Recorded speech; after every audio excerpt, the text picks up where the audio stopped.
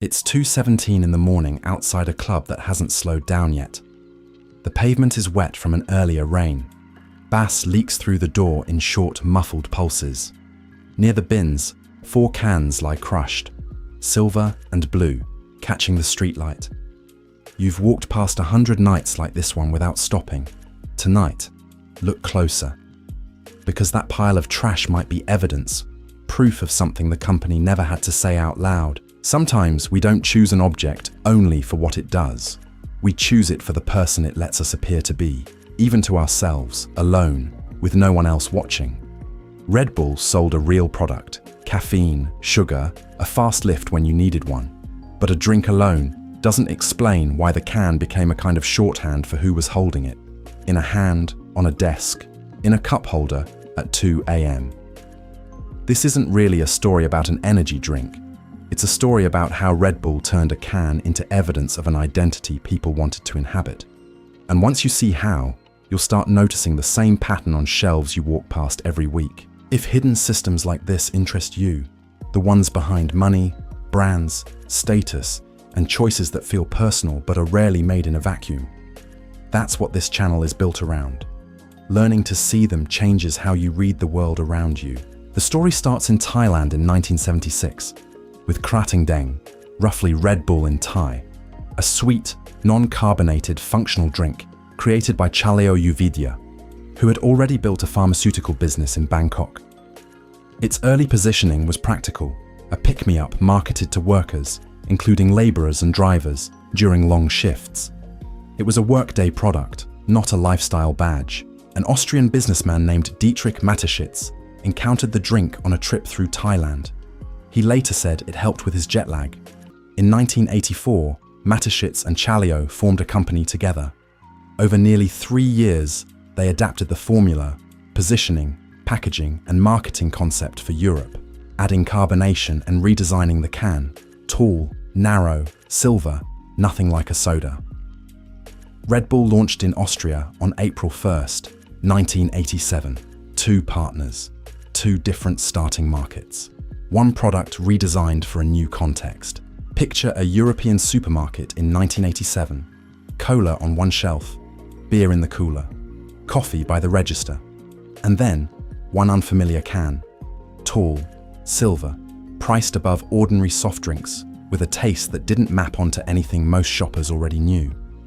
The modern energy drink category simply didn't exist yet in most of Europe. A shopper could look right at the can and not know what question it was supposed to answer.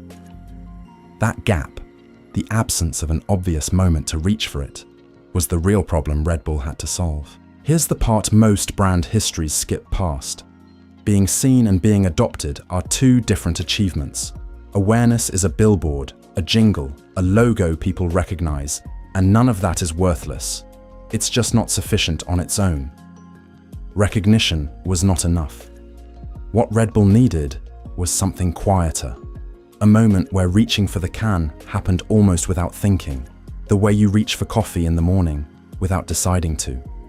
So Red Bull leaned on a simple principle: put the can where a consumption occasion already existed, at roughly the right moment, again and again, until the pattern held.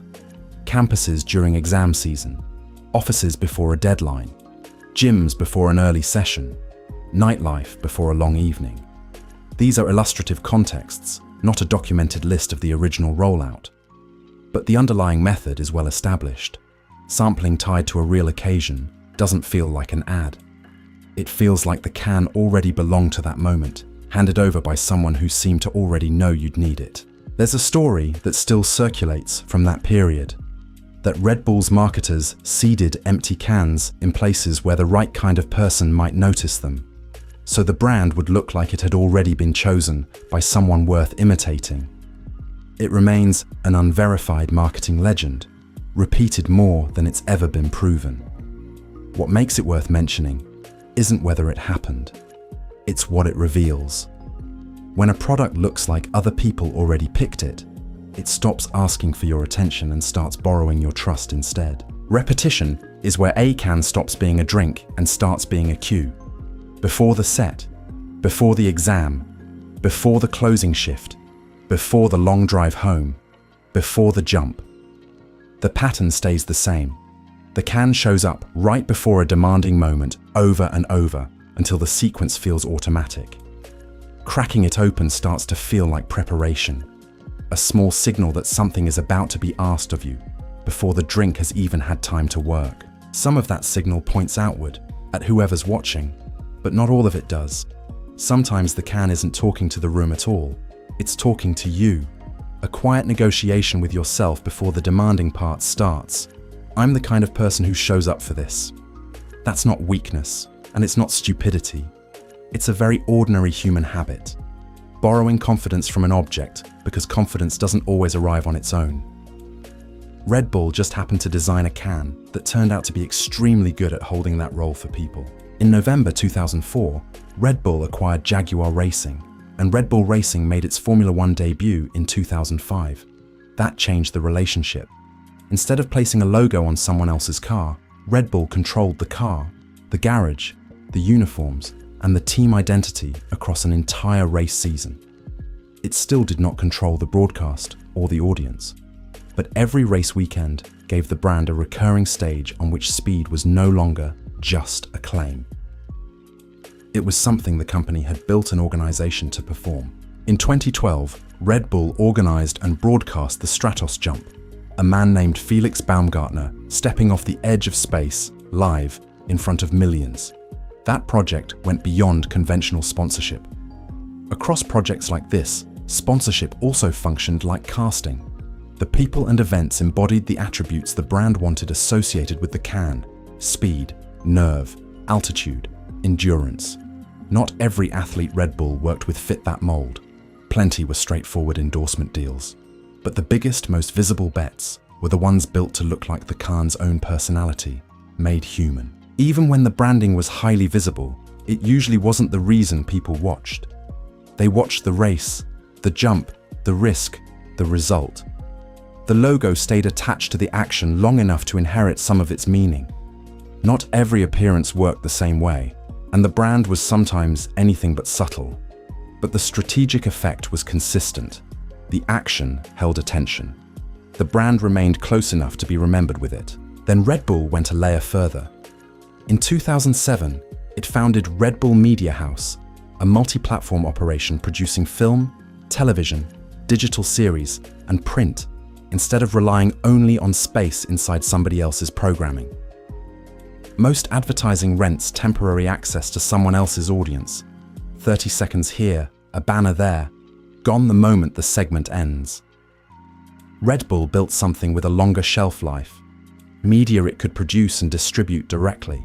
Environments it could shape more consistently. A continuing relationship with an audience instead of a single rented slot.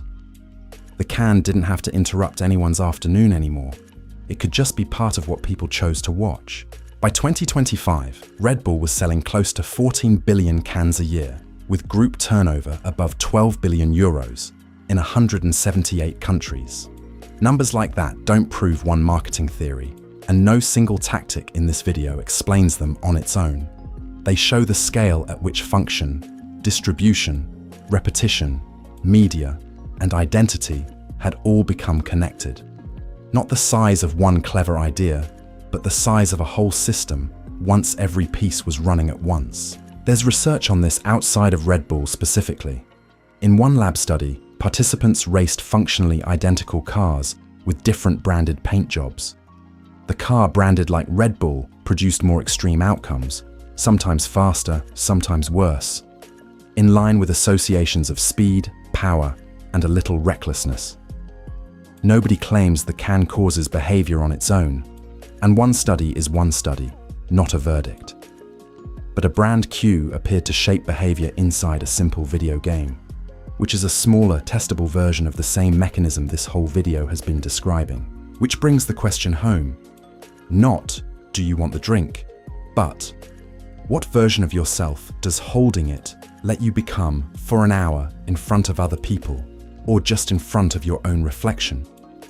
That's not an accusation, and it's not only about Red Bull. Many identity-relevant products do some version of this, quietly, over long stretches of time, in ways we rarely stop to notice. Red Bull is a particularly visible example of how well the mechanism works when a company reinforces the same associations across decades at global scale. That's the lens this channel keeps sharpening. The system sitting quietly underneath the products, prices, and choices that feel purely personal, but are partly shaped before we consciously notice. If that's useful to you, stay close. Subscribe before the next one hides in plain sight. 2:17 a.m. Same wet pavement. Same 4 cans by the bin, catching the same streetlight. Nothing about them has changed. What's changed is what you're able to see. The caffeine mattered, but it was only one layer of what the can had come to mean. The drink supplied the function. The scenes, rituals, and media around it supplied the meaning. The can made the two feel personal.